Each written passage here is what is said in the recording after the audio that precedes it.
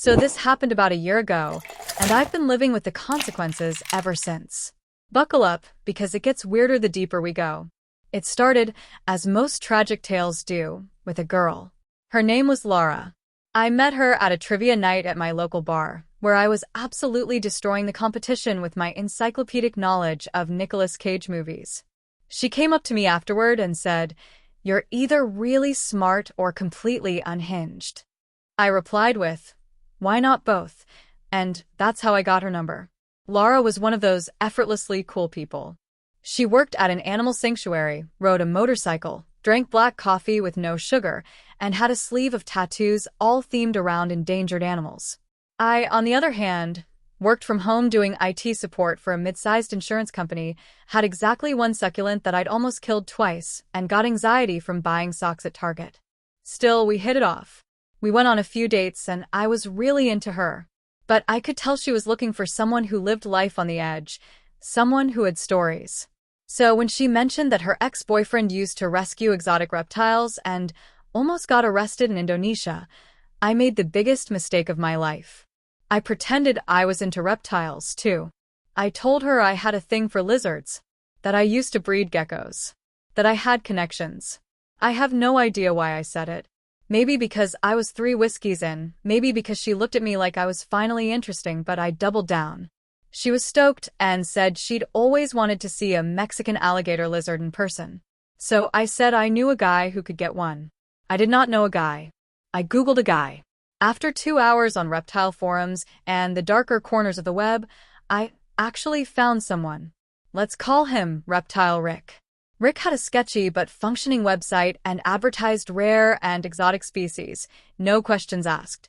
He had the exact lizard Laura had mentioned. I emailed him. He replied in 10 minutes with just, "Cash only. No paper trail. You sure you know what you're doing?" Reader, I did not. I met him in a Walmart parking lot on a Thursday at 2 a.m. He handed me a small wooden box that looked like it was used to transport cursed objects in horror movies. Inside was a single bright green lizard that blinked at me like it was judging every life choice I'd made. I paid him $500 in cash, which I'd withdrawn in weird increments over 2 weeks so my bank wouldn't flag it. I took the lizard home, set up a terrarium, thanks, YouTube, and invited Laura over. She was ecstatic. Said she hadn't seen one outside of a rescue center. She took about 100 photos, asked a million questions I had to bluff my way through, and then, plot twist, she posted the photos to her Instagram with a caption. My man pulled strings to get me a high-risk lizard. Conservation through love. That was my second mistake. Apparently, the Mexican alligator lizard is protected under CITES laws and is very illegal to possess without permits. And her post? It went semi-viral among the animal rights crowd. I started getting DMs from conservationists, questions about where I got the lizard, and even one request for a pairing opportunity. I freaked out and set my account to private. But the real horror started a week later when I came home to find 2 men sitting on my front porch. They were not police. They were not animal control. They were not friendly. They said they were colleagues of Rick and heard I was getting into the trade. Apparently, Lara's post had drawn attention not just from conservationists, but from the illegal exotic pet trade network. They thought I was some kind of new player in the game. I panicked and tried to explain it was a misunderstanding. They laughed and said, "Sure it is. You're a natural, man. We need someone like you on the clean side. Got a baby Gila monster that needs rehoming. You in?" I said no. Politely. They didn't like that. Over the next few days, I got text messages from unknown numbers offering me rare animals. Some were aggressive. One guy sent me a picture of a Komodo dragon in a basement and said, "You're either with us or you're prey." I did what any sane person would do. I tried to return the lizard to Rick. He ghosted me. Laura, meanwhile, thought I was a legend. She kept telling people I was off-grid, deep in the reptile scene, and doing important work. I tried to come clean, but every time I hinted that I'd exaggerated, she looked disappointed. So I kept the act going. I even wore more cargo pants. Things hit peak chaos when I got a knock on my door from actual federal wildlife officers. Someone I assume one of the angry dealers I'd ignored had tipped them off. They came in with a warrant, confiscated the lizard, my computer, and every vaguely warm rock in my apartment. I wasn't arrested, thank God, but I was hit with a fat fine and mandatory education courses on wildlife trafficking laws. Laura?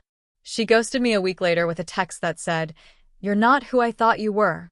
I've since moved to a different city, sold all my cargo pants, and now donate monthly to a reptile sanctuary out of guilt.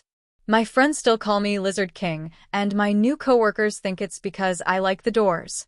But deep down, I know the truth. I once ruined my life trying to impress a girl with a stolen lizard. And I don't even like reptiles. If you enjoyed the video, don't forget to leave a like and subscribe to the channel. It helps the content grow and motivates me to create even more great videos. Turn on notifications so you don't miss any new uploads. By the way, I'm curious, when do you usually watch my videos? While working, studying, or just relaxing at home? Let me know in the comments. I'd love to hear from you. Thank you for your support. This happened about 2 weeks ago, and I've only now crawled out of the shame hole deep enough to tell the story. So for some background, I, 29M, work in a mid-sized marketing firm with a pretty close-knit team. I'm talking group lunches, birthday cakes in the office kitchen, and casual Fridays where we sometimes break out board games if we finish work early. It's a solid place to work, and I genuinely like everyone there. Important detail, I've also been dating my now ex, Emma, for just over 3 years. And let's just say it hadn't been great for a while. Emma and I had hit that point where everything felt like a chore. Conversations turned into arguments, and honestly, it felt more like a roommate situation than a relationship. The spark was gone. I'd been thinking of ending things for a couple months but kept putting it off, mostly out of guilt. She's not a bad person, and part of me felt like maybe I just wasn't trying hard enough. But deep down, I knew it was over. Anyway, I'd finally decided that enough was enough. I was going to break up with her that Saturday. But I also have this deeply ingrained fear of confrontation and screwing up what I want to say in serious conversations.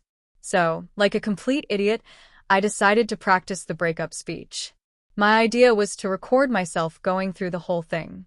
That way, I could see how I sounded, tweak the wording, and avoid saying something idiotic like, "It's not you, it's me," or "I need to find myself." I mean, I didn't want to make it worse than it had to be. So I pulled out my phone, propped it up on my desk at home, and started recording.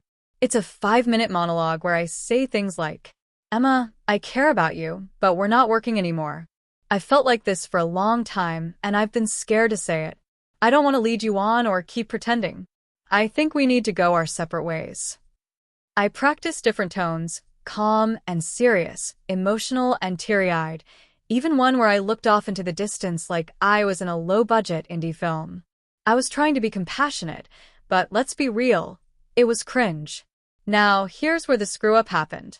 My team uses Slack to communicate, and we have a channel called #MondayMotivation where we share little things to start the week. Quotes, goofy memes, or sometimes just videos of us talking about goals for the week. That Monday, I'd recorded a short video pep talk to send to the channel. It was about how I wanted to tackle a big client pitch and stay focused all week. Short, simple, whatever.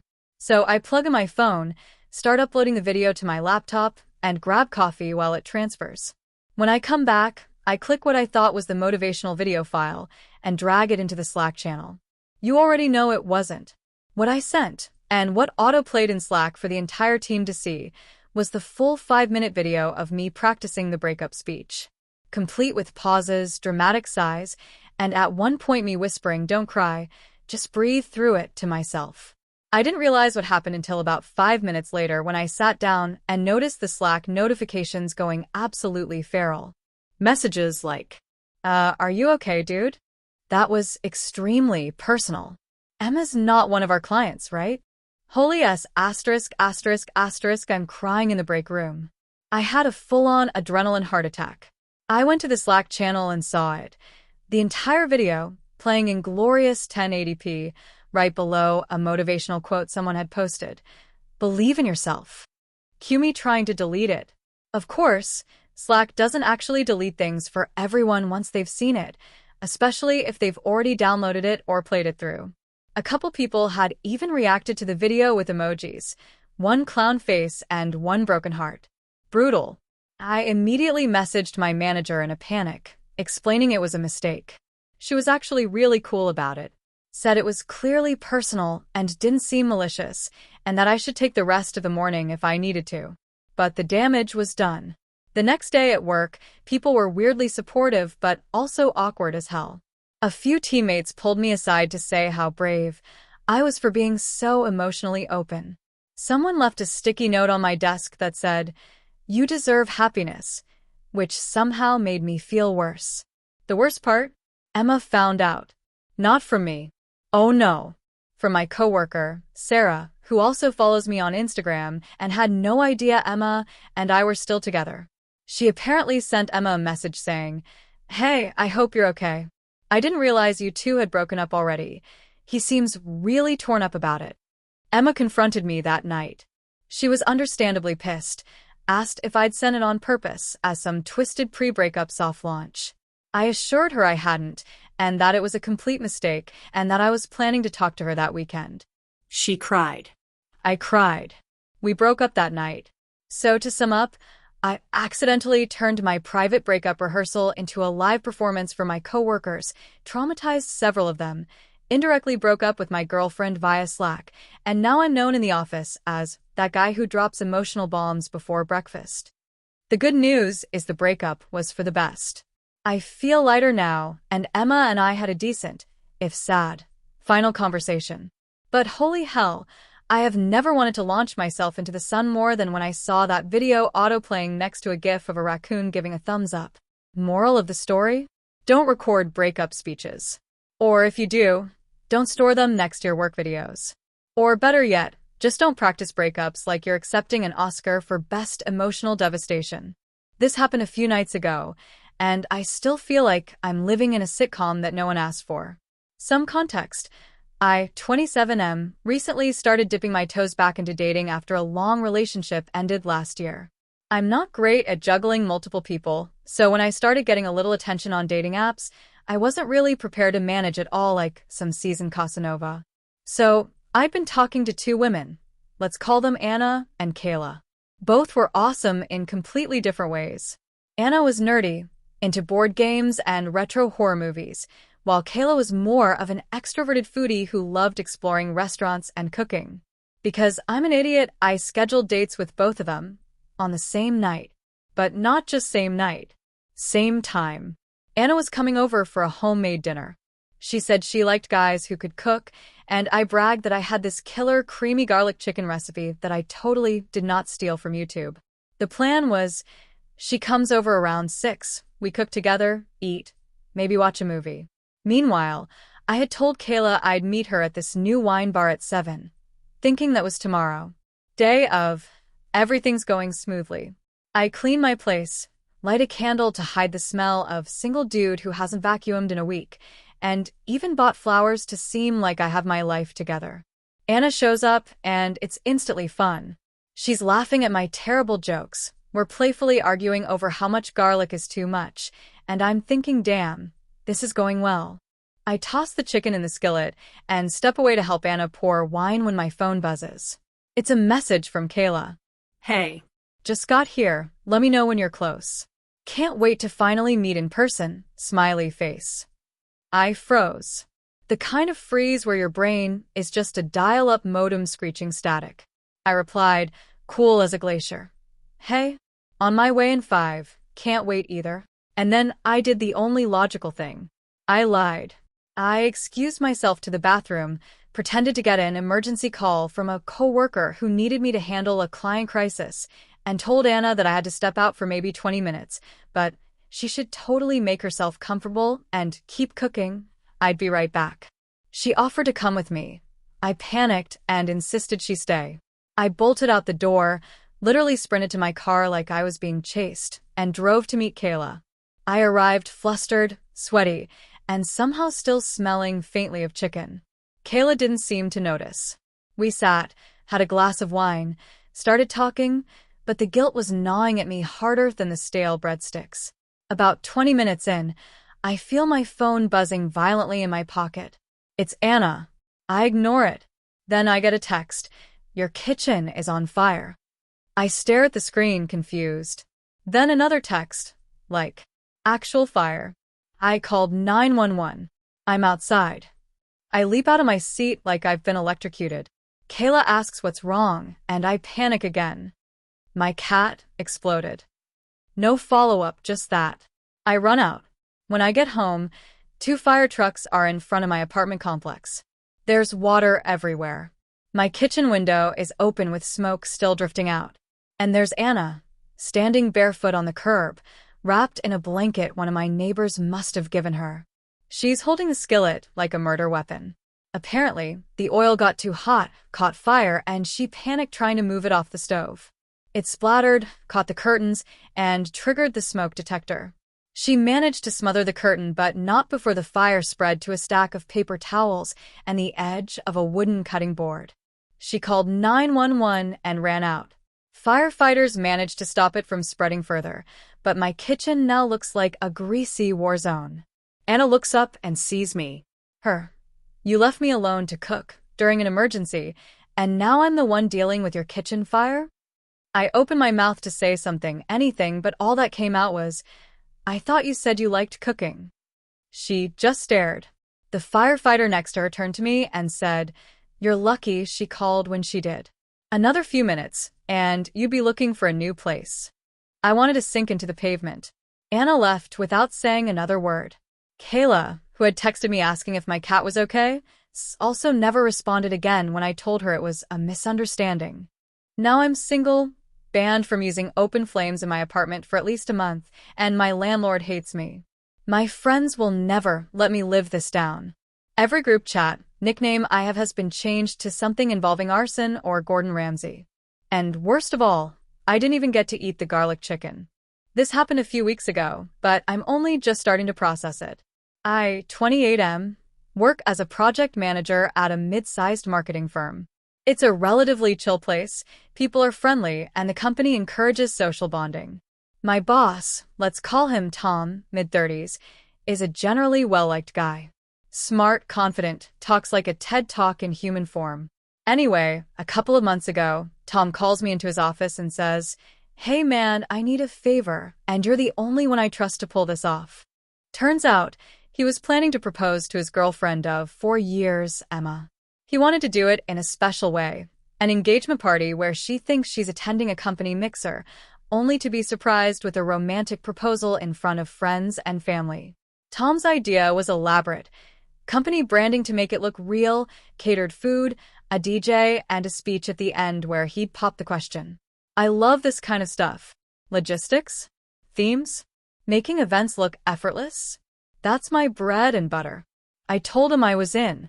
He even gave me a small budget and told me to keep it quiet from the rest of the office, so the surprise wouldn't get out. So I got to work. Over the next month, I coordinated with the office admin. She thought it was a regular event, booked a local rooftop venue, designed fake invites as Q2 Team Appreciation Night, arranged catering with Emma's favorite foods, info Tom gave me, and even hired a local jazz trio for ambience. I scheduled it for a Friday evening after work hours. The day of everything's perfect. People from work arrive. A few of Tom's friends and family are mingling, pretending to be employees. Emma shows up, smiling but clearly a little confused. I guess Tom told her it was important to him that she came. I signal the jazz band to start the special song he picked, and Tom gives me a nod. He walks up to the mic, gives this really heartfelt speech about finding inspiration not just in work, but in life, and then calls Emma up. He drops to one knee, the whole shebang. People are tearing up. I'm standing near the drinks table, grinning like an idiot because it went so smoothly. Then Emma says, I can't. Everyone freezes. I thought I misheard her. Tom's smile twitches. She says it again, clearer. I can't do this.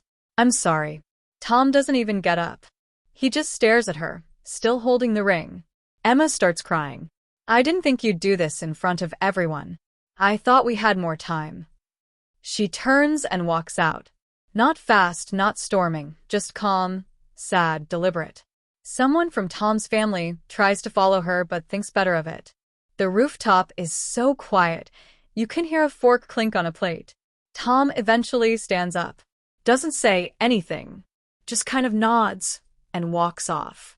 We all watch the host of the evening shrink into the elevator and disappear. The party ended shortly after. People milled around awkwardly, whispered, and filtered out. I stayed to help clean up, apologizing to vendors who didn't understand why half the guests left early. The following Monday, Tom didn't show up to work. Or Tuesday. Or the rest of the week. HR sent an email saying Tom was on leave for personal reasons, and one of the VPs was stepping in as interim manager. Rumors started flying, but no one knew the full story except me, and I wasn't about to spill it. Fast forward 2 weeks. I get an email from Tom. Short, just, "Thanks for your help. Not your fault. Sorry you got pulled into it." I replied something like, "You don't owe me an apology. I'm really sorry it turned out that way. Let me know if you need anything." He never responded. But here's where it gets worse. Last week, I got pulled into a meeting with HR. They found out, somehow, that I had coordinated the party and were concerned that I used company resources without approval. I explained that Tom authorized it, even budgeted for it personally. But he hadn't left a paper trail. No receipts, no emails. Just verbal promises. It looked like I threw a fake company party. I wasn't fired, but I got a formal warning and lost eligibility for my year-end bonus. Apparently, misuse of company branding and misrepresentation of internal events is a real thing. I tried to contact Tom again, nothing. Oh, and just to sprinkle some extra humiliation on top, I matched with Emma on a dating app this week. She unmatched me instantly. I hadn't even messaged her. Just the ghost of my face probably triggered a trauma response. So now I'm the guy who helped orchestrate a failed rooftop proposal that tanked my boss's relationship, indirectly got him to vanish from his job, and earned myself a formal warning for doing exactly what I was told. I don't even like jazz. TIFU by trying to impress my girlfriend's family with a home-cooked meal. So this happened a couple of months ago, but the memory still haunts me in 4K. I, 27M, have been dating my girlfriend Emily, 26F, for a little over a year. Things are great between us. She's smart, funny, kind, and way out of my league. Her family is super close-knit, and I really wanted to make a good impression, especially on her parents. Her dad is this intimidating ex-Navy guy who's also somehow an amateur gourmet chef, and her mom is like a Pinterest board brought to life. They do Sunday dinners regularly, and a few months back, they invited me. First 2 went well. I brought wine, helped with the dishes, laughed at her dad's dad jokes, all that. But I felt like I needed to do something more. So I told them, kinda impulsively, "Hey, why don't you come to my place next Sunday, and I'll cook for all of you?" Instant regret. Emily looked surprised, her mom lit up, and her dad raised an eyebrow like I just challenged him to a duel. But they said yes. The pressure was on. I spent the week researching dishes that would seem impressive but were foolproof enough for my skill level, which I'd rate at above instant ramen, below anything involving deglazing. I settled on homemade mushroom risotto with seared scallops and a flourless chocolate cake for dessert. Emily offered to help, but I said no, trying to preserve the illusion that I'm a competent adult. Fast forward to Sunday. I deep cleaned my apartment, lit a candle that smelled like expensive wood and masculinity, and put on jazz I didn't understand. I even ironed a button-down shirt. The parents arrived right on time, and Emily gave me a "you got this" squeeze on the arm. Her mom brought flowers, her dad brought a bottle of wine, and the look of a man prepared to be disappointed. Everything was going okay, at first. We made small talk, they sipped wine, and I tried to look relaxed. I started the risotto, which was immediately stressful. It's one of those things you can't stop stirring or it turns into wallpaper paste. While I stirred, I threw scallops in the pan. I'd watched like 15 YouTube videos on how to sear them perfectly. The first batch came out pale and gummy, so I cranked up the heat for round 2. Here's where everything went sideways. The pan got too hot. Way too hot. I dropped the next set of scallops in, and instantly there was smoke. Not like a little kitchen oopsie smoke. Like smells like a house fire smoke. The scallops were burning to the pan like tiny flesh meteors. I panicked and tried to move the pan off the heat, but in doing so, I dropped it.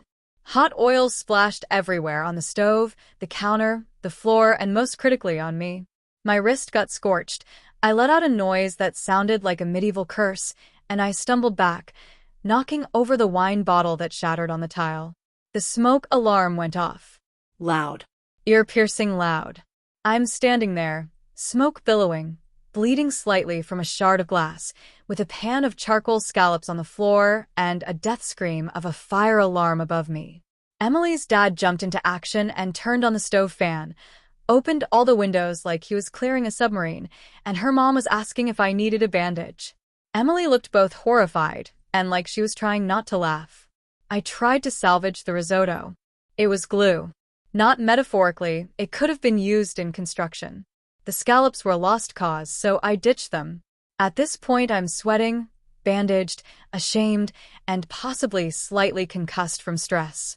I offered to order takeout, but her mom politely declined, saying, "We can just enjoy the dessert." The flourless chocolate cake. The one part one made ahead of time, thinking I was being smart. I brought it out like a man presenting his final project to a professor who already gave him a D-.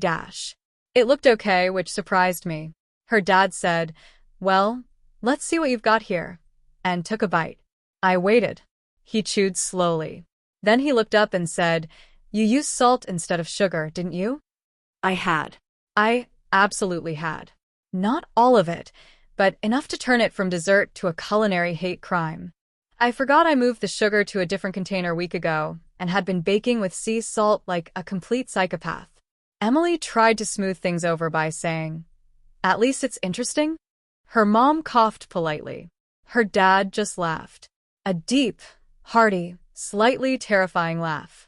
Then he stood up, patted me on the shoulder, and said, "Well, son, you've got guts. No idea how you're still alive, but guts." The whole night was a flaming wreck. They left shortly after, claiming it was getting late, and I cleaned broken glass and burned scallops off the floor while marinating in shame. I told Emily I understood if she wanted to break up with me and never speak of it again. But she didn't. In fact, once we were alone, she burst out laughing. Apparently, her family had been joking about how perfect I seemed and wondering when I'd have a normal human moment. Her dad even texted her later that night saying, "He's all right. Tell him next time we'll do the cooking." Which is Navy dad for "I don't hate him." So yeah, I survived. barely. But my dreams of being the next Gordon Ramsay died in that smoke-filled kitchen next to the salted cake of shame. I still flinch every time I see scallops. TIFU by accidentally taking my boss's daughter on a date, thinking she was my Tinder match. To set the stage, I, 29M, work for a medium-sized marketing firm. I've been there for about 3 years and have been gunning for a promotion that's been slowly creeping toward me for the last 6 months. My boss, Roger, is one of those clean-shaven, dead serious, no bullshit, no fun, don't speak unless spoken to kind of guys. Think Gordon Ramsay but in khakis and with a silent judgmental glare instead of shouting. The guy terrifies me, but he respects work ethic, so I've done everything to stay in his good graces. I even stopped microwaving fish in the office because I overheard him say it was an abomination. Now to the Tinder part. I matched with someone named Lana on Tinder last week. She looked absolutely gorgeous. Hazel eyes, auburn hair, nose ring, the kind of smile that says, "I'd laugh at your dumb jokes." Her profile said she was into indie music, dog rescues, and finding the best spicy margarita in the city. We hit it off instantly. Witty banter turned into deep convos, and I started to feel like maybe, just maybe, this one wasn't going to ghost me after 3 days of texting. We made plans to meet on Friday night at a bar downtown known for its weird drinks and even weirder crowd. Perfect first date spot. Friday rolls around. I get there early because of course I did. I'm trying to impress, grab a table, and start nervously sipping a drink called the Spicy Unicorn. 10 minutes later, she walks in. She looks just like her pictures, but somehow even better in person. She waves, I wave back, we hug, and the night just flows. We talk music, travel, weirdest injuries, mine. Broke a toe kicking a fridge after stubbing it. She laughs at all the right places, tells me she's between gigs but doing freelance stuff, and we share a plate of nachos so spicy we both cry. Romantic, right? About halfway through the date, she says, "You seem familiar. I feel like I've seen you before." I laugh and say something lame like, "Maybe in a past life." She gives me a weird look for a second, then brushes it off. The rest of the night goes so well that we walk around the block just to keep the date going. Eventually, we part ways with a hug and a kiss on the cheek. I go home feeling like I just aced the romance SAT. The next day at work, I'm humming to myself like a Disney side character, halfway through my coffee when Roger, the boss, walks in looking like someone peed in his oat milk. He glares around the room like usual, but stops dead when he sees me. Then, he does something he's never done before in the history of ever. He calls me into his office. I walk in, trying not to tremble. Roger sits down, steeples his fingers, and says, "Do you know who Lana is?" I freeze. Several panic thoughts collide in my brain. Did I somehow get catfished? Is she his wife? Did I accidentally out myself as a serial nacho sharer? I say cautiously, we, matched on Tinder. We went out Friday night. Why? He stares at me, eyes like a predator that just spotted the world's dumbest gazelle. "She's my daughter," he says. Now, you know in cartoons when someone turns entirely white and their soul leaves their body? That happened to me. In real life. I just sat there, mute, jaw dropped, unable to speak. Roger continues. "She told me she went on a date with someone from Tinder. She described you." I showed her the staff directory to confirm. I think I apologized like 6 times in the span of 20 seconds. My hands were sweating so badly, it looked like I'd just dunked them in water. Roger raises his hand. "Stop. She's an adult. She can do what she wants. That's not the issue." I blink. "Then what is?" He leans in dead serious. "The issue is that I had to hear about your fridge-kicking story over breakfast. My daughter has now heard more about your broken toe than I care to." I didn't know whether to laugh or cry. Instead, I just muttered, "Understood." He sighs, leans back, and says, "Keep it professional. No funny business at work. And don't screw this up. She's had a rough time lately." And then just like that, I was dismissed. Now, some of you may be thinking this is where it ends, but oh no, it gets worse. That night, Lana texts me. "So, awkward morning?" I laugh it off with her, and we actually keep talking. She tells me she hadn't realized I worked for her dad until he showed her the directory, and she nearly spit out her coffee. But she also says she had a great time and wants to see me again, on the condition that we never mention work during dates. So I go on a second date, then a third. And this is where I commit my next fatal mistake. On the third date, we're back at her place, watching dumb YouTube videos, and she asks me if I've met her dad's weird desk dragon. I laugh and say, "You mean the tiny golden one that's always facing east?" I go on to explain how one of the interns tried to rotate it once, and Roger spent 10 minutes lecturing him about energetic orientation. She laughs, then pauses. "You've seen the dragon?" "Yeah," I say. "It's like his office mascot." She gives me a long look. "You've been in his office?" I blink. "Yeah, like twice. Once this week." She squints at me. "Wait. "What do you do for the company again?" Now, remember earlier how I said she's between gigs and doing freelance? Apparently, she didn't quite piece together what my role was. She thought I was in the IT department or something. So I tell her, "I'm the senior campaign strategist. I lead most of the client-side initiatives." She goes pale. "That means you're the guy my dad said was up for promotion." Yeah. Why?" She closes her eyes. Oh my God. This is so much worse. I'm now panicking. What's worse? She groans and pulls a pillow over her face. My dad said he's not promoting anyone who doesn't have a clean slate. No drama, no entanglements. I may have kinda told him I'm dating someone serious last week to get him off my back about my life. And he may have said, and I quote, If it's someone from my office, they're out of the running. So here I am, accidentally dating my boss's daughter, who didn't realize I was gunning for a promotion, and now possibly tanking the best shot I've had in years at a better role because I kicked a fridge, shared too much about it over nachos, and fell for a woman with an unexpectedly terrifying father. I've been keeping it quiet at work, trying not to make waves, while also still seeing Lana on the down low. And I've definitely been avoiding eye contact with Roger ever since. Every time I see the golden desk dragon, I swear it's judging me. So this happened about 4 months ago, and I've only now mustered the courage to put it into words. For context, I, 26M, work in IT support at a large corporate office building downtown. We're talking multiple departments, thousands of employees, and a whole lot of bureaucracy. It's one of those places where people wear badges with chips in them just to access the bathroom. Now, I had recently developed a massive crush on one of the new hires in marketing. Let's call her Emily. Emily was smart, stylish, and had this laugh that made me forget how to form sentences. Every time she called our department for a computer issue, I leapt at the chance to help, even when the problem was basically, have you tried turning it off and on again? So one Friday afternoon, she comes to my desk, panicked. Her laptop won't connect to the server, and she has a huge presentation to give to the VP in 30 minutes. This is my chance. I grab my coffee, throw on my most confident tech bro swagger, and walk with her to the 21st floor like I'm auditioning for a role in Mr. Robot. I sit at her desk, plug in a USB stick with some of my go-to-network troubleshooting tools, harmless scripts, drivers, the usual, and begin working. Except the USB is not the one I thought it was.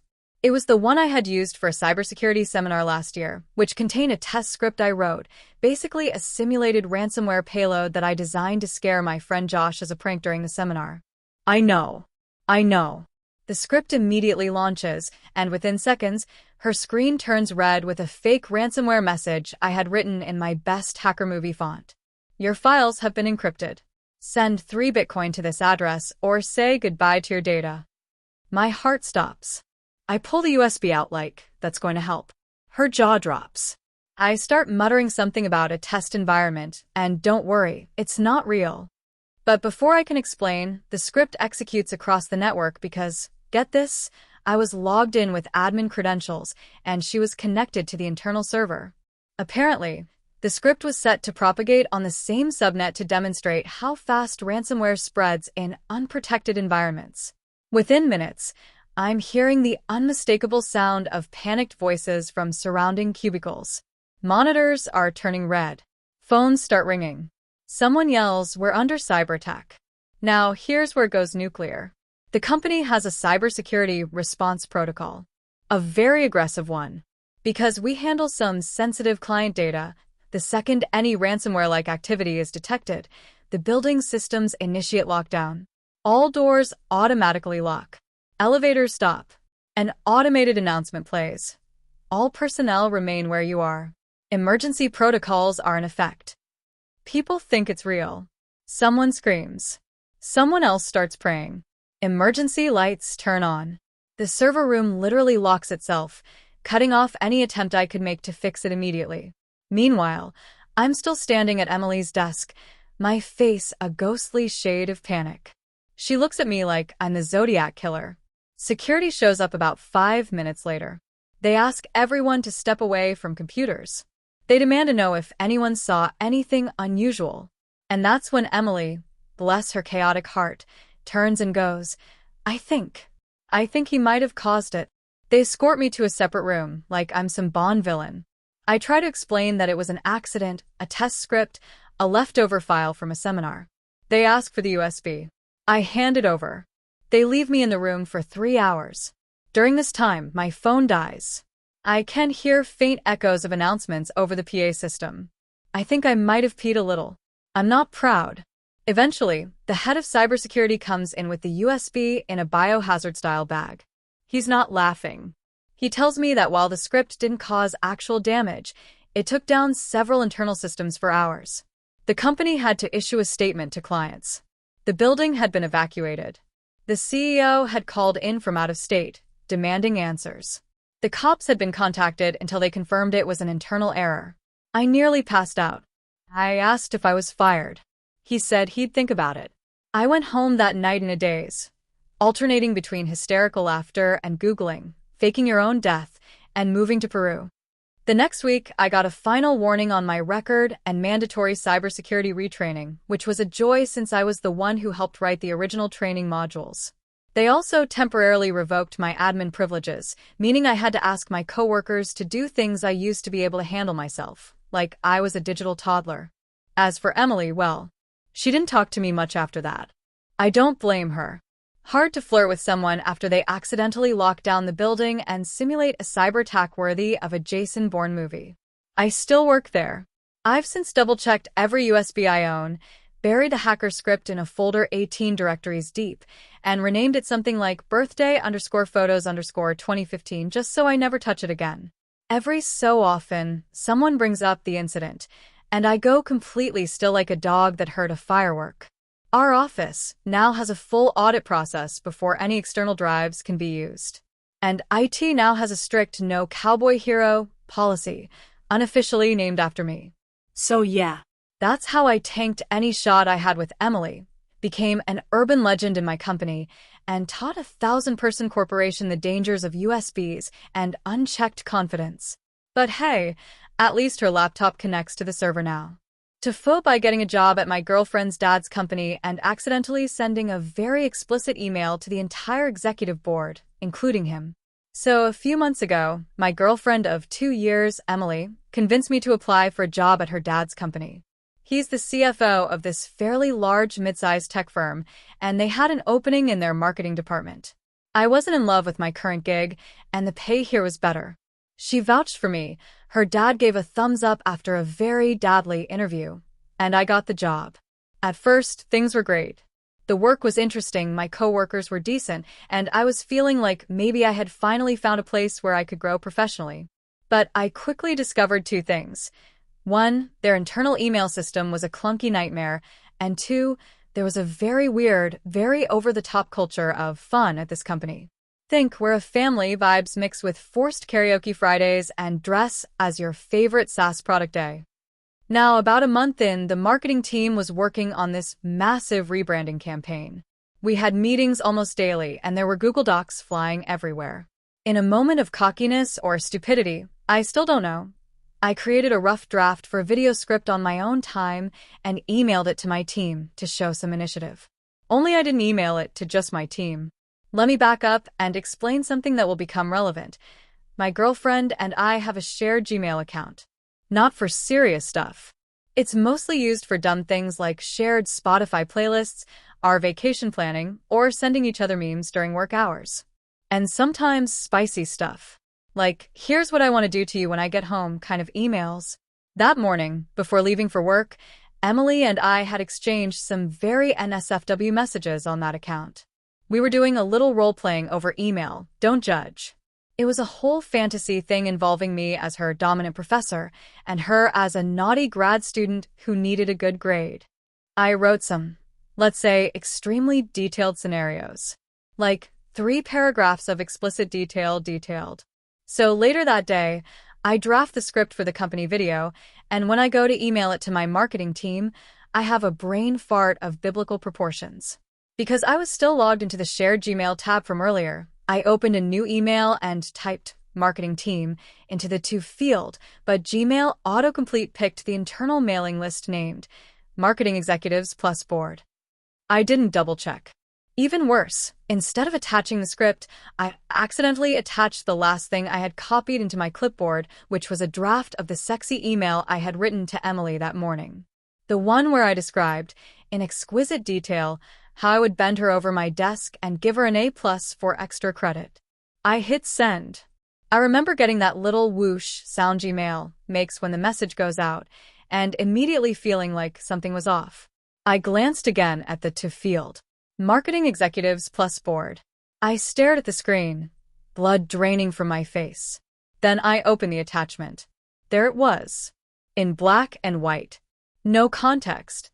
Just 3 pages of me being the horniest Shakespeare that ever lived, referring to myself as Professor Thunderstaff, and talking about how lateness must be punished by oral exams. I have never sprinted so fast across an office in my life. I ran to my boss's office, who thankfully was cool but very surprised, and tried to explain. I was sweating, rambling, my words made zero sense. He just said, "I think you should go home for the day." Which I did. Now here's the real horror. The email went to my boss, the entire executive marketing team, the board of directors, Emily's dad. Yes, her dad. The man who literally gave me this job. About 2 hours after I got home, Emily came storming into the apartment holding her phone, saying, "What the actual hell did you send to my dad?" Apparently, the board was in a meeting when the email came through. Several people opened it, thinking it was important. Her dad read the entire thing before realizing it was not, in fact, a pitch for a new marketing campaign, but a vividly written piece of softcore erotica starring his daughter. I have never, in my entire existence, wished so hard to just stop existing. Not even die. Just vanish. Delete me from the timeline. To his credit, Emily's dad never contacted me directly. I heard from HR the next day. It was, quote, strongly recommended that I resign voluntarily. I didn't even argue. I just sent the shortest resignation email of all time and ghosted that place. Emily and I are still together, somehow, but things were very tense for a while. I've been permanently banned from ever applying to any company her father is affiliated with. Also, Emily's mom apparently heard about the email and told her book club. So yeah, my fictional alter ego Professor Thunderstaff is now a bit of a legend among a group of wine-drunk suburban moms. In the end, I learned a valuable lesson. Never sext from shared emails, always double-check your recipients, and maybe don't write erotica with your real name at the top of the page. But mostly, just never work for your girlfriend's dad. Hey, friends! If you enjoy this content, don't forget to like the video and share your thoughts in the comments. We really want to know what you like and what can be improved. What do you think of the video? Are there any topics you'd like to see in future videos? Your feedback really helps us get better. Thanks for being with us. So this happened about a month ago, but the emotional scars are still fresh. I, 29M, have been dating my girlfriend Emily, 27F, for almost 2 years. She's amazing, and I wanted to do something special for our anniversary. Nothing cliché like dinner or flowers. I wanted memorable. I'd heard her talk about how much she missed spontaneous adventures, so I thought, why not plan a surprise weekend getaway? I'd book a cabin in the mountains, pack her a bag, grab her after work, and just go. In theory, that sounds great. In execution, a slow descent into madness. So I start by coordinating with her best friend, Sarah, to make sure Emily doesn't make plans. I book a secluded but beautiful Airbnb in the Blue Ridge Mountains, fireplace, hot tub, the works. I even call her boss to secretly arrange time off. I'm operating at a god-tier level of surprise planning. I feel like a romance ninja. The day arrives. I finish work early, pick up the keys to the cabin, and head to Emily's house to pack a bag for her, based on a packing list I sneakily built over weeks of passive observation, and one very suspicious, "What would you pack if you had to run away?" with no warning conversation. Now here's where the wheels start falling off. Emily recently moved in with her grandma while saving for a house. I'd been to the house a few times, but never really internalized the layout. I knew she worked late that day, so I figured I'd sneak in, pack the bag quickly, and surprise her at work with the car running and a playlist ready. I get to the house and knock. No answer. Perfect. I know where the spare key is, under a ceramic frog, naturally, so I let myself in, calling out softly, "Hey, just me." No response. I tiptoe upstairs, find a room, and start packing a bag. All smooth sailing. I even find her favorite fuzzy socks. I'm feeling confident. Too confident. As I'm zipping the bag, I hear a creak behind me. I turn, and there's this small figure in a bathrobe and slippers standing in the doorway. It's dark. I panic. They scream. I scream louder. She grabs the lamp and starts yelling something about Satan. I realize it's Grandma. So I do what any logical adult would do in this situation. I flee. I grab the bag, bolt past her, mutter something like, "It's okay. I'm a friend," and run out the door like a burglar who just stole a laptop and some fuzzy socks. Now, the smart thing would have been to stop there, to call Emily, explain what happened, and laugh it off. I did not do that. In my panic, I decide that the best way to make this okay is to go pick up Emily anyway, explain the surprise, and come back with her to smooth things over. I get to her office, wait outside until she finishes, and call her over excitedly. She sees the packed bag in my passenger seat and gasps. "What's this?" I go full rom-com mode. "Surprise weekend getaway. I packed for you. You deserve a break. Let's go." She's shocked, thrilled. Kisses me. It's all very movie montage worthy. Until her phone rings. It's her mom. Emily puts it on speaker while smiling at me, still unaware of the horror brewing. "Emily, it's your grandmother. She's at the police station. She says someone broke into the house, screamed at her, and fled with one of your bags. She thinks she was almost kidnapped." My soul leaves my body. I watch the joy on Emily's face drain like a sink full of heartbreak. "Wait, what? What bag?" I slowly turn and point to the duffel in the back seat. Emily's eyes go wide. "You went Into the house.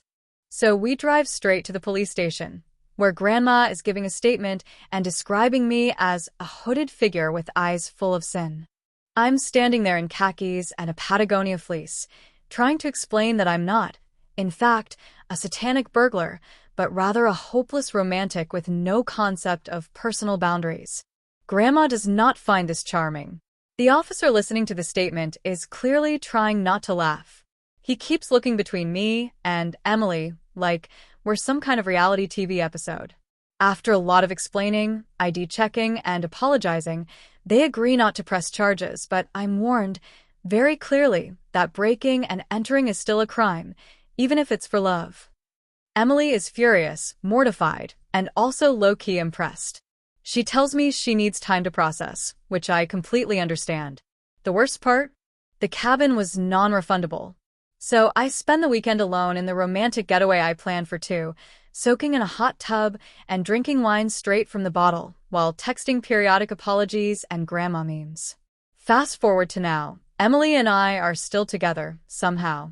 We laugh about it now, but only because Grandma eventually forgave me after I mowed her lawn for 6 weeks and bought her a weighted blanket and a world's coolest Nana mug. Every time we go on a trip now, Emily triple checks that I haven't accidentally committed a felony in preparation. To sum up, I tried to surprise my girlfriend. I traumatized her grandmother. Almost got arrested. Lost $500 on a hot tub weekend alone. And learned a very important lesson about communication and boundaries. Romance ninja? More like emotional damage samurai. TIFU by pretending to be fluent in Japanese to impress a girl and ending up on live TV during a national broadcast in Japan. Let me preface this by saying I do not speak Japanese. At all. Like, maybe a couple words from anime and a few phrases I learned from Duolingo 2 years ago when I had a brief motivation kick.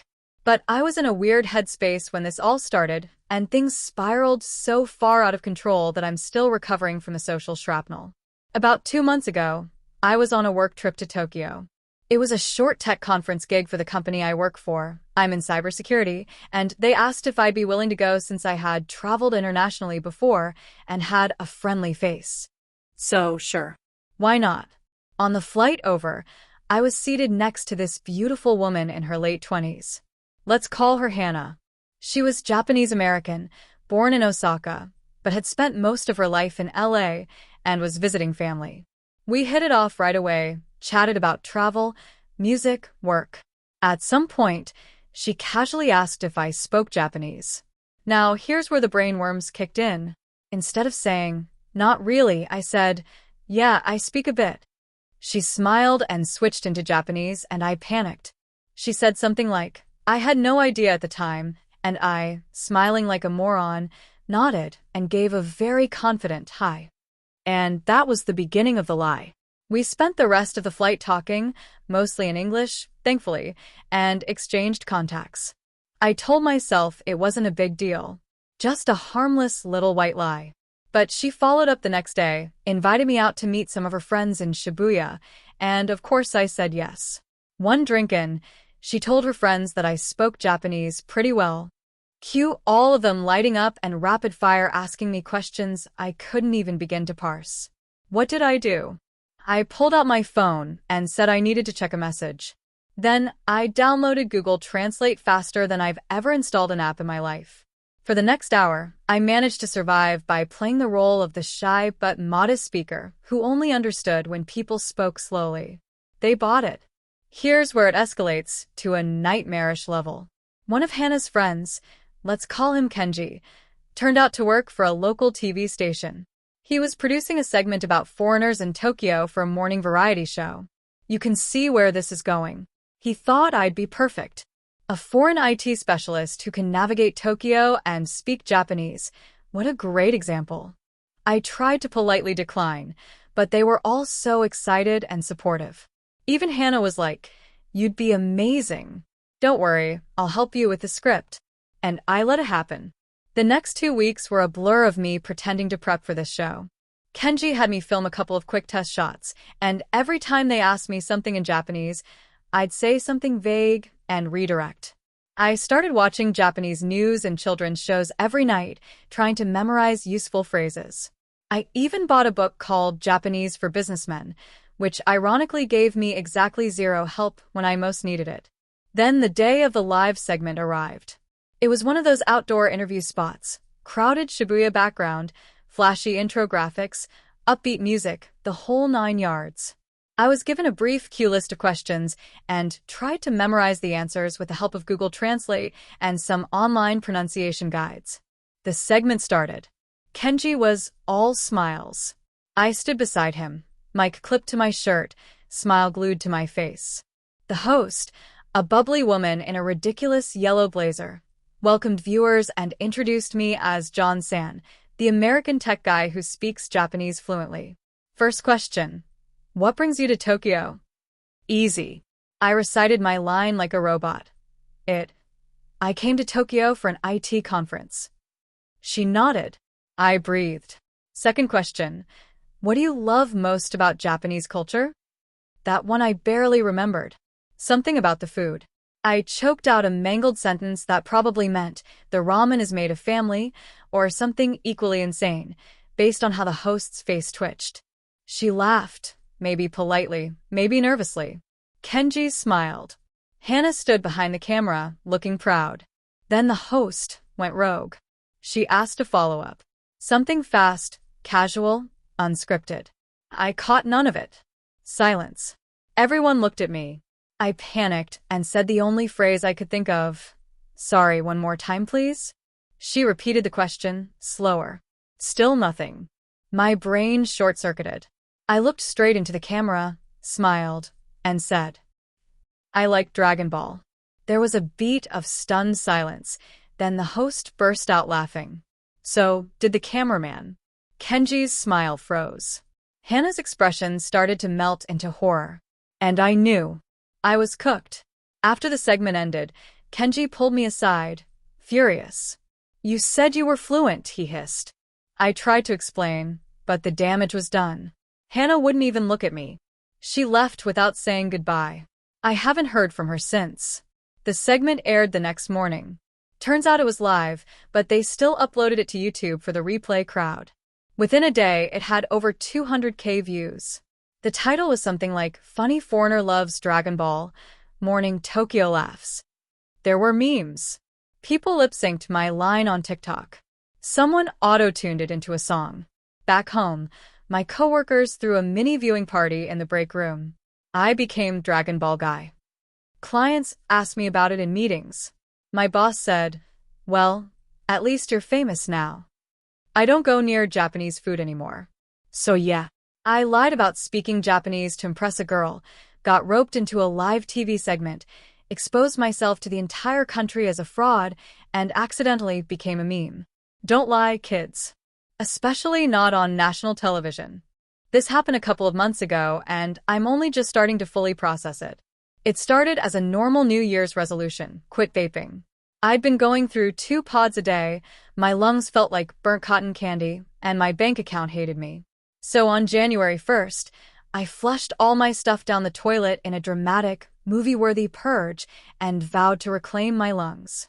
Day 1 was hell. Day 2 was worse. By day 4, I was ready to wrestle a raccoon for a puff of menthol. So I did what any desperate, overstimulated millennial would do. I Googled support groups for quitting nicotine. That's where I found the group. It had a wholesome-looking website, a blurry photo of a circle of chairs, a Dove logo, some testimonials that sounded real enough. The group was called Breathe Clear, which sounded legit and kind of beautiful. They met on Wednesdays in the basement of a Unitarian church about 10 minutes from my apartment. No fees, no sign-ups, just show up and breathe clear.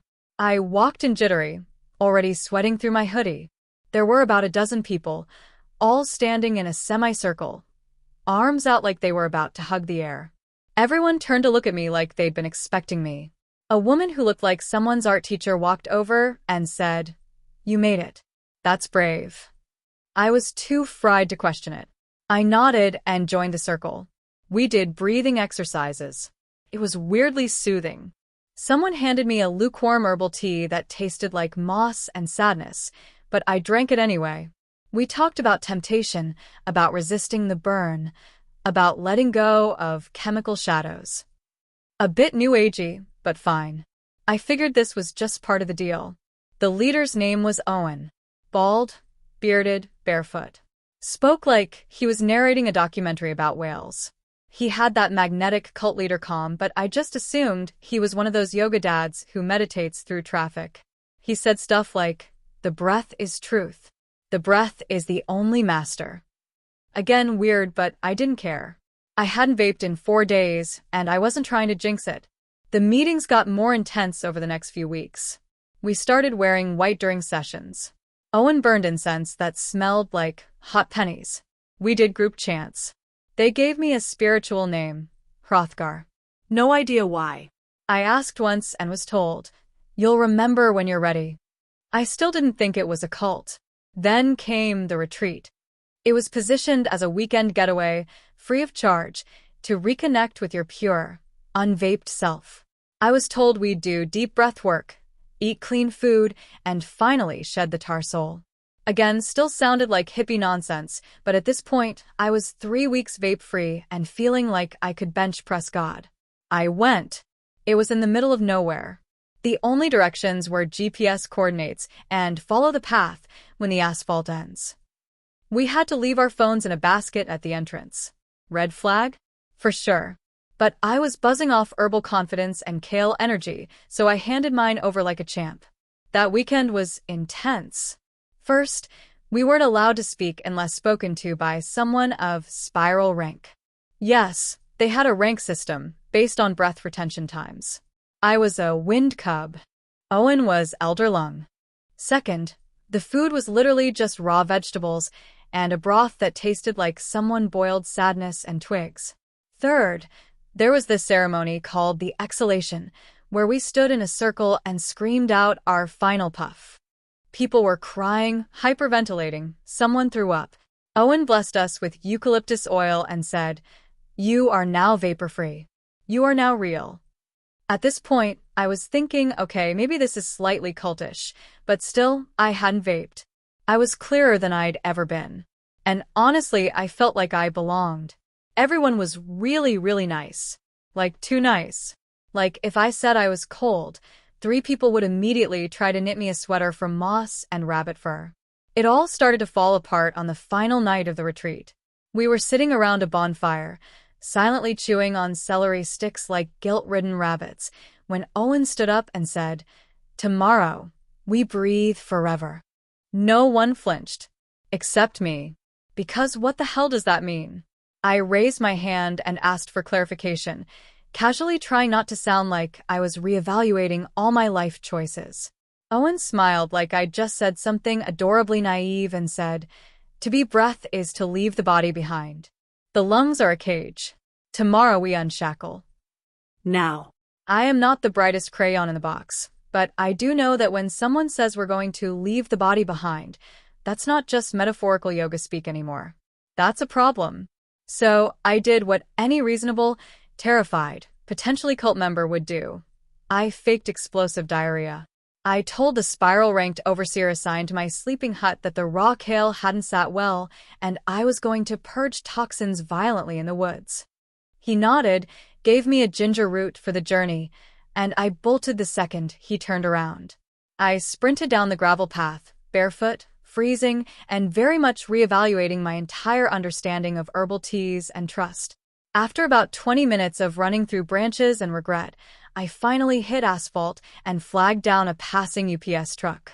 The driver, bless him, didn't even ask questions.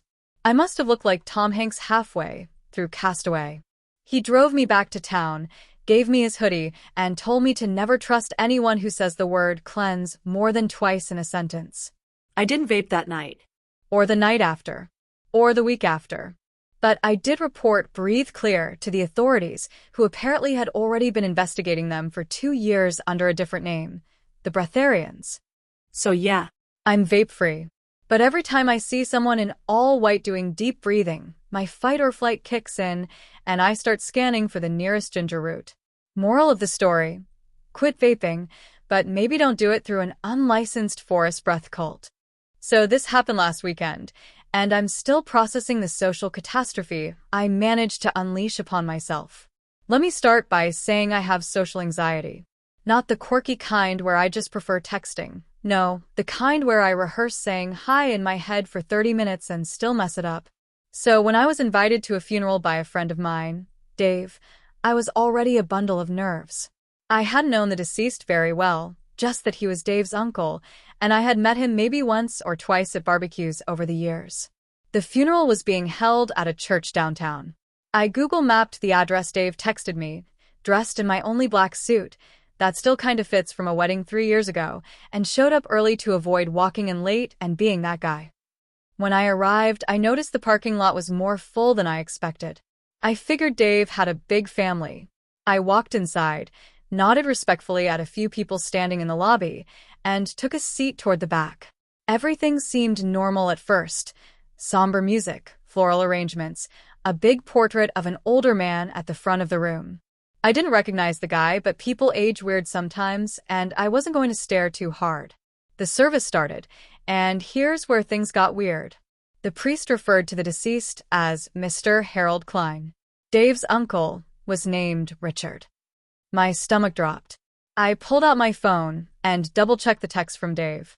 I'd fat-fingered the street name into my GPS and ended up at a completely different funeral that started at the exact same time. Here's where any rational person would have quietly stood up and left. Not me.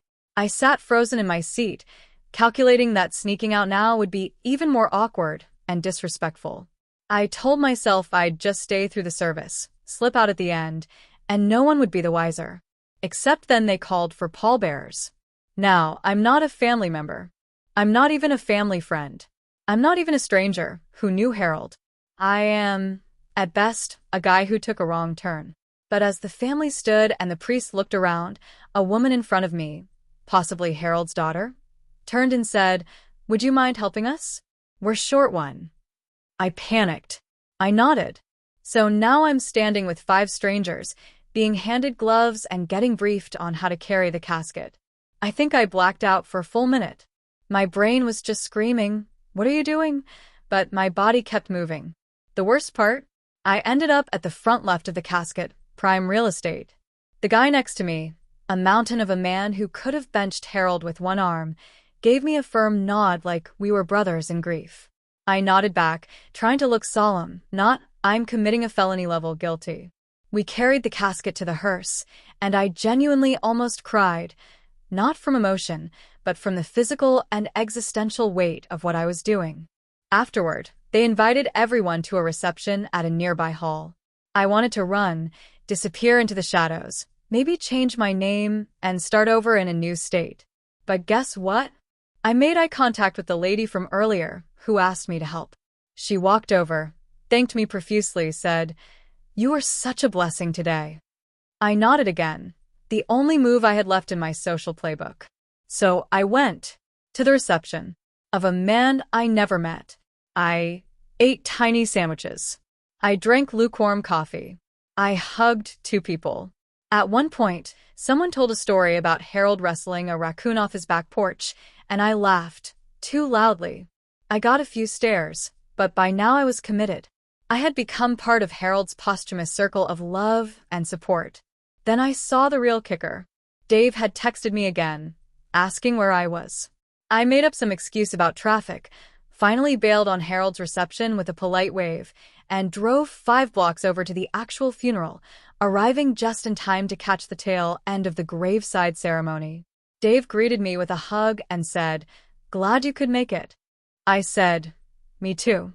No one ever needs to know that I carried the wrong man to his final resting place, held the hand of his grieving widow, and signed the guest book with my real name and a heartfelt message. Rest in peace, Harold. You seemed like a great guy. This happened last week, and I still don't know if I'll have a job by Monday. I'm a mid-level IT guy at a mid-sized tech firm. Not a glamorous job, but it pays the bills, and I get to work on some cool stuff when they let me out of the ticket mines. For months, we've been preparing for the launch of a new AR/VR headset. It's a big deal for the company. First physical product we've made, tons of money thrown into Randy, marketing, influencer campaigns, the whole circus. Our CEO, Dana, is this intense, visionary type who's been calling this launch her moon landing in every press meeting. You get the picture. So when launch day came around, the office was transformed into this sleek black and neon demo space with LED strips everywhere, VR pods set up, food trucks outside, and influencers with ring lights and sponsored hoodies walking around like they own the place. Everything was live-streamed. We had cameras in every corner, and everything was choreographed down to the second. My role that day was pretty straightforward. Be on standby in the server room to monitor network stability and make sure the backend for the live demos didn't die under pressure. Pretty simple. I actually brought snacks and figured I'd catch up on some work or maybe even stream something while pretending to be mission control. What I didn't know, what no one told me, was that the room had just gotten an upgraded fire suppression system the week before. New server racks had gone in, so they put in this fancy clean agent gas system designed to starve fires of oxygen without damaging electronics. Sounds great in theory. In practice? A death trap for the socially oblivious. Now here's where the actual F*** up begins. Around an hour into the event, one of the VR demo rigs starts throwing errors. People are whispering in walkie-talkies, and I get a Slack ping from one of the engineers. "Can you check on the Rack 3 router? Might be overheating." So I grab my badge, walk into the server room, and holy hell, it's hot in there.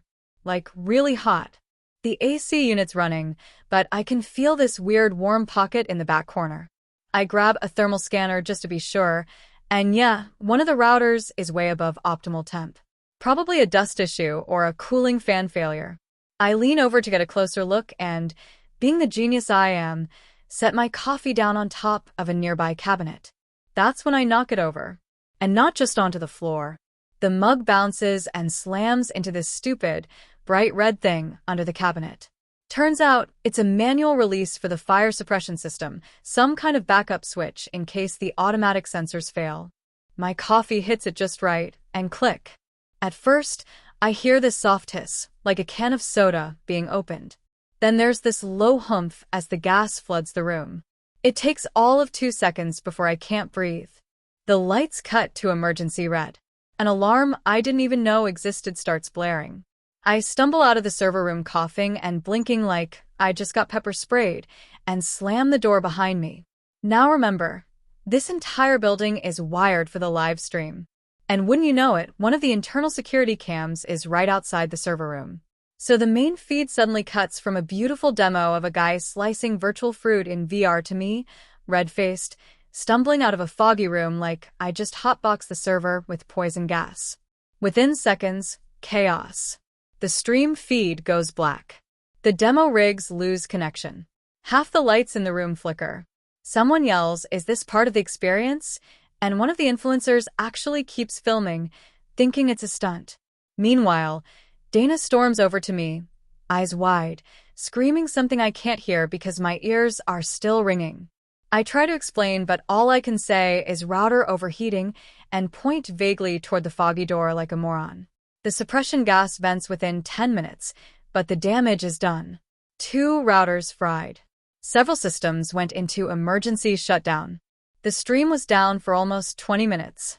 Worst of all, one of the execs, this big-time investor, got stuck inside a VR rig that froze mid-demo, and apparently he gets panic attacks. He was crying and flailing inside the headset until someone yanked it off him. Dana calls an emergency meeting that night. I honestly thought I was getting fired then and there. But she's too busy doing damage control with PR and logistics to even look at me. I've never felt more like a ghost.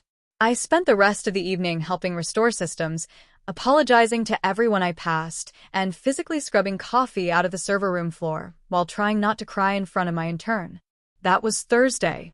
Friday, I was put on special assignment, which basically means sit in this office and wait for HR to decide if they need a scapegoat. I've been checking Slack and email obsessively ever since. Radio silence. My badge still works, but that might just be because they forgot to deactivate it. The worst part? The suppression system didn't even need to go off. There was no fire. The heat issue was due to someone plugging too many demo units into a single power strip. A simple fan or circuit reset would have fixed it.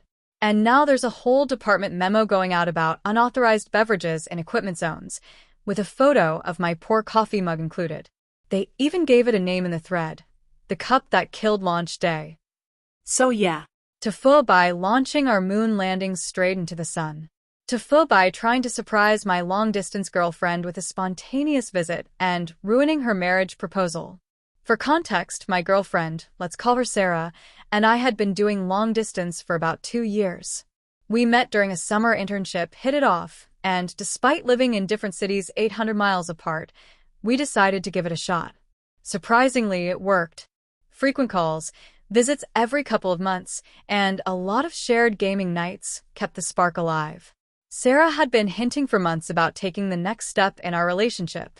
Every once in a while, she'd drop these not-so-subtle hints about, what kind of engagement ring would I like, or she'd say things like, if we ever lived together, what would you cook for dinner? That sort of thing. I always smiled and joked my way around it, partially because I loved the dynamic we had, and partially because I honestly didn't think she'd be the one to actually propose. That brings us to last weekend. It had been about 6 weeks since we'd last seen each other, and I missed her like hell. I'd had a rough week, car trouble, stress at work, my apartment flooded slightly from a busted pipe, and I just needed a win. So I decided to book a flight and surprise her for the weekend. No heads up, no clues, just a pop-in romantic gesture like in the movies. I even planned to bring her favorite snacks and wear this ridiculous "I flew 800 miles to see you" t-shirt I had custom printed overnight. I thought I was being adorable. I arrived in her city around noon on Saturday. She lived in a gated apartment complex, but I had been there so many times that the security guy kind of recognized me and let me through with a nod. I walked up to her unit, heart pounding, snacks in hand, and rang the doorbell, expecting a squeal of joy. No answer. I figured maybe she was at the grocery store or out for a walk. I texted her casually, "What are you up to today?" to feel things out, and she replied almost immediately, "Just a chill Saturday. Laundry and cleaning." You? Ah. So she was home. Interesting. I rang the doorbell again. No answer. Now, I wasn't about to get mad or suspicious. I assumed she just had music on or was vacuuming or something. I knew the code to the side gate that leads to her patio door. I figured I'd knock on the sliding glass door like a goof and surprise her from the back. As I turned the corner to her patio, I saw the sliding door was open. I stopped dead in my tracks when I heard voices, hers and a few others. Laughter. Music playing softly. I slowly stepped forward, careful not to make a sound. And then I saw it. Her living room was decorated with fairy lights, candles, and rose petals. I stood frozen on the edge of the patio, just behind the curtain, peeking in like a stalker. My brain tried to catch up with what I was seeing. She was dressed up, wearing a dress I'd never seen before. Her friends were standing around, holding phones up like they were recording something. One friend held a small whiteboard that said, "Say yes." And then Sarah dropped to one knee. My heart punched my lungs. Standing in front of her was me. Sort of. Let me explain. It was a cardboard cutout. Of me. A full-size, ridiculous-looking cardboard cutout she had apparently printed from one of my Facebook photos, where I'm holding a cat and wearing sunglasses and a dumb expression. Everyone in the room was grinning like idiots as she gave this adorable speech to cardboard me, saying how much I meant to her, how our time apart had only made her love me more, and how she wanted to close the distance forever. She proposed to a piece of cardboard. And here I was, actual me, standing outside like an extra in my own life. I panicked. Not knowing what to do, I instinctively stepped back, tripped on one of the potted plants on her patio, and knocked it over. Loudly. Everyone turned. Sarah's face dropped when she saw me. Like, really dropped. Her mouth opened slightly, as if her brain just couldn't process the two versions of me, cardboard and human, existing simultaneously. One of her friends, holding a phone, whispered, "Oh my God, is this part of the plan?" "No, Karen. No, it's not." Sarah stood up slowly and walked toward me. I just kind of stood there, wide-eyed, still holding the damn snacks and wearing that stupid shirt. She pushed open the sliding door and stared at me, completely speechless. After about 5 seconds of awkward silence, I blurted, "Surprise?" I thought it would land as charming or funny, maybe even salvageable. It was not. She looked absolutely horrified. She pulled me inside, away from her friends, and whispered sharply, "What the hell are you doing here?" "I wanted to surprise you," I said, still trying to smile. Her eyes welled up, not with joy, but with panic. This was supposed to be my surprise. I planned this for weeks. I had everything timed. You were going to get a package in the mail on Monday with a QR code that led to the video of this proposal and a plane ticket for you to move here. This whole thing was supposed to be perfect. Now I was horrified. We both just stood there for a while, realizing that we'd basically ruined each other's plans in the most cinematic way possible. Her friends awkwardly left one by one after realizing this wasn't part of the plan, and I ended up sitting on the couch with her, eating the snacks I brought and watching her proposal video on her phone, with the cardboard me standing silently in the corner, like a confused ghost. We eventually talked it out, cried a little, laughed a little, and decided it was kind of fitting for our weird, chaotic love story. She proposed again. For real this time. To the real me. No cameras. No candles. Just us. I said yes. But good Lord. I still have the cutout in my apartment. My friends call him Flat Chad. TIFU by pretending to be an art expert on a first date and accidentally becoming a guest lecturer at a modern art museum. So I, 32M, matched with this woman named Mia, 29F, on a dating app. She's cool, witty, and clearly out of my league, but I guess I managed to be just the right amount of charming for her to agree to a date. She mentioned she was super into modern art, and I, like the absolute moron I am, pretended I was too. See, I'm not totally clueless. I know a Monet from a Monet, and I've been dragged through enough museums on family trips to recognize a few famous names. But modern art? That's where I draw a complete blank. Pollock? Kandinsky? I thought Dadaism was a meme format until 2 weeks ago. Anyway, Mia suggests we meet at the local modern art museum for our first date. I agree because I'm a dumbass who'd rather lie than admit I'm a Philistine. I think to myself, asterisk, how hard can it be? Just nod thoughtfully and say things like evocative and juxtaposition. Asterisk, easy.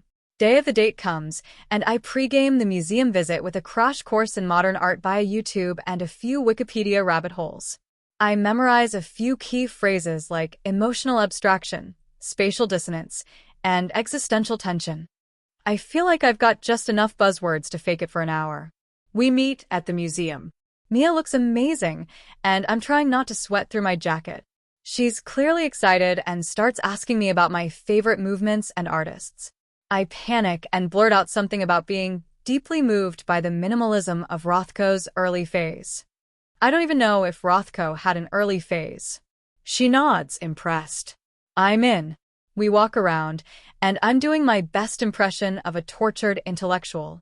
I stare at a red canvas for like 2 full minutes before saying, "This piece is haunting in its simplicity."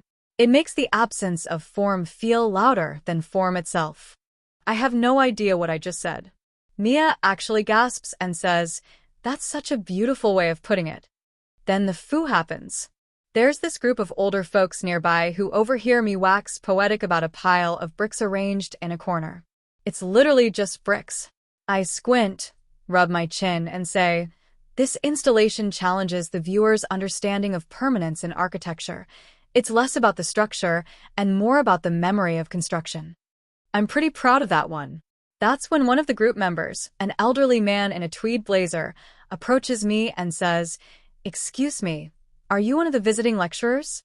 I start to say no, but Mia blurts out, "Oh, he studied art history at Columbia." I had, in fact, told her that in our DMs. I was lying. He smiles and says, "Wonderful. Would you mind giving our group a brief interpretation of this piece? We're part of a senior learning circle from the university." I look at Mia, expecting her to bail me out, but she looks so proud and gives me an encouraging nod. I die a little inside, but I nod and say, "Of course," because I am a certified idiot. For the next 15 minutes, I lead a group of 12 retirees through the west wing of the museum, making up increasingly absurd interpretations of various exhibits. I call a pile of twisted metal an allegory of industrial decay post-capitalist collapse. I refer to a blank canvas as the silence of postmodern nihilism. They eat it up. Mia is glowing, clearly impressed by how passionate I am. The elderly group is nodding thoughtfully, taking notes. I start to sweat harder. And then comes the real kicker. The museum's actual curator, a very tall, very serious woman named Dr. Melendez, approaches us as I'm describing a sculpture of what looks like melted plastic chairs. I mid-sentence, something about the deconstruction of domestic identity, when she interrupts and asks, "Are you leading an unscheduled tour?" I try to defuse the situation with a chuckle and say, "Just a spontaneous walk and talk, you know? A casual debrief." She looks at me for a long moment, then glances at the senior group, who start applauding me for my brilliant insights. Now here's where things get completely out of control. Dr. Melendez doesn't yell or scold me. Instead, she says, "We've actually had some cancellations for our Thursday panel on interpreting modernity. Would you be willing to participate?" I freeze. I look at Mia. She's nodding enthusiastically. I hear myself say, "I'd be honored." That was 3 days ago. Thursday comes, and I am sitting on a panel in front of about 70 people in an auditorium, next to 2 actual professors and an avant-garde installation artist who once lived in a tree for 8 months as a statement. I'm sweating through my button-down. Each panelist gives a short talk. Mine is 10 minutes of pure improvisational nonsense. I call modern art a necessary rupture from the tyranny of realism. I quote philosophers I've never read. I say the word liminal no less than 6 times. The audience claps. Mia claps. Dr. Melendez claps. Afterward, I get invited to join a monthly discussion group and receive a voucher for a free museum membership. One of the professors gives me his card and says he'd love to collaborate. I still haven't told Mia I'm not actually an art historian. We've gone on 4 dates now. She invited me to her friend's gallery opening next weekend. I am currently speed reading Art Since 1900 and trying to memorize at least 3 actual artists per movement so I can survive whatever surreal test the universe throws at me next. Please, for the love of Rothko, someone tell me how to gracefully admit I am a fraud without losing this amazing woman and becoming a walking meme in the local arts community. Or at least how to fake it a little longer. TIFU by accidentally becoming the face of a secret underground foot fetish club at my workplace. So this happened over the course of the last 6 months, but I only recently found out the full scope of the situation, and I am still mentally reeling. I'm a 28-year-old guy, work in a mid-sized marketing firm, and before all of this started, I was blissfully unaware of how quickly a simple act of kindness could spiral into absolute chaos. It all began innocently. We had a new intern start last fall, Hannah. She was around 22, fresh out of college, super enthusiastic, very artsy, and she was always sketching in a little notebook during lunch breaks. She was also extremely observant, like scary observant. She'd comment on the color of someone's socks or the exact brand of shoes they wore 2 weeks ago. We all joked she had feet radar. In hindsight, we were not wrong. Anyway, one day, it's pouring rain, and I come into the office with soaked shoes and socks. I kick off my shoes on my desk to let them dry and go about my day. Hannah walks by and notices. She stops, points at my feet, and goes, "Hey, those are really unique. You've got like oddly symmetrical toes." I laugh, a bit uncomfortable, and jokingly say, "Thanks, I've been training them to pose for Calvin Klein ads." That was apparently mistake number one. After that, I noticed she started sketching more during lunch, and once I caught a glimpse of a page that very clearly featured my feet. I laughed it off, thinking it was some artistic thing. Maybe she was into anatomy or just practicing. Whatever. I didn't care. Then a few weeks later, she asked me if I'd help her with an art project she was doing for her portfolio. Said she was trying to do a character design sheet and needed references for different body parts. I agreed because, hey, I'm a nice dude and also trying to be supportive of the new intern. So we book a meeting room during lunch, and she brings her sketch pad, some pencils, and a DSLR camera. I'm thinking I'll be doing like hand poses or facial expressions. Nope. She straight up asks me to take my socks off and sit on the table. I'm caught off guard, but she plays it cool and explains it's just so she can capture foot posture for a comic she's developing. At this point, I still think it's just some quirky art student thing.